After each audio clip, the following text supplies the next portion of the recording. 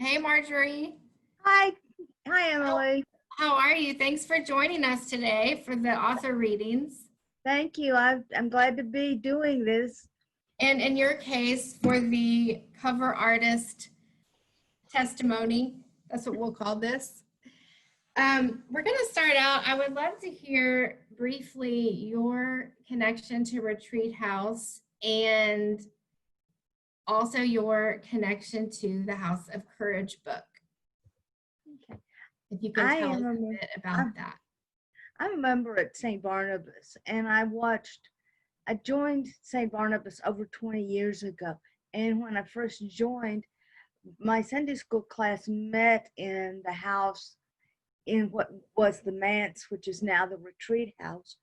And I watched it go through multiple changes and was so delighted when it became the retreat house because then I could be able to learn, have a place that was safe to be able to express myself in word and in art and just being who I am.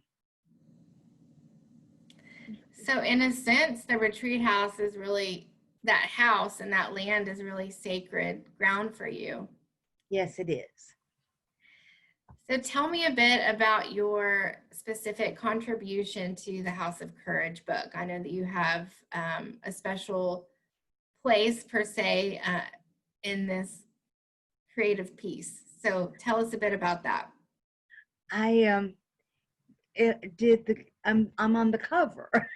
One of my paintings is on the cover, and I joined Clay on the fourth Wednesday of the month, or third or fourth Wednesday of the month, to paint and to be able to um, express myself.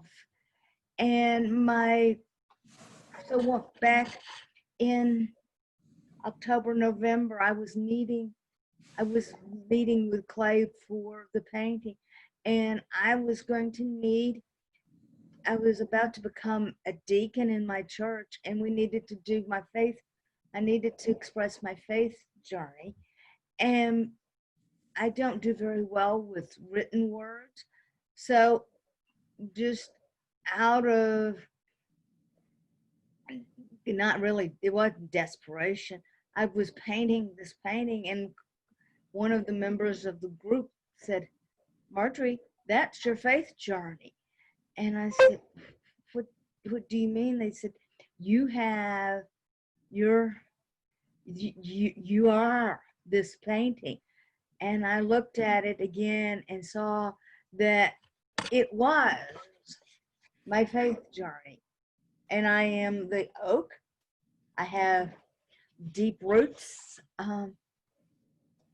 So I was getting ready to present it. I took it into the house to show my family the painting.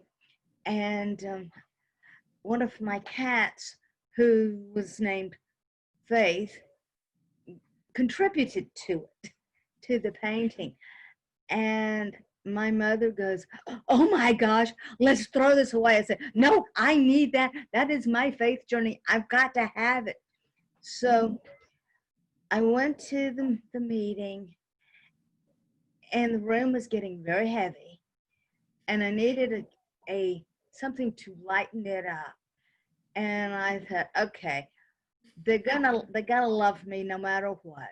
And I told them the story that my cat Faith helped with my faith journey by contributing, that I almost lost the painting because of her throwing up on me.